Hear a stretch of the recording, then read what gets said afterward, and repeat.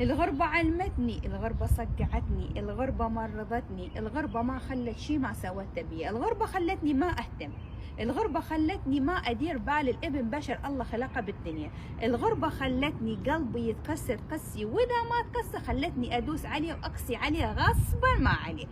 يا حبايب، احنا نعرف الغربة صعبة ونعرف كل احنا تعلمنا من الغربة، بس دير بالكم تتعلمون من الشغلة اللي تعلمتوها وتستعملوها ويا أحبابكم أو أهلكم، استعملوها ويا الناس اللي ما تسوى، ويا الناس الموزينة، ويا الناس اللي ما تسوى التعب، الناس اللي ما تعبت عليكم.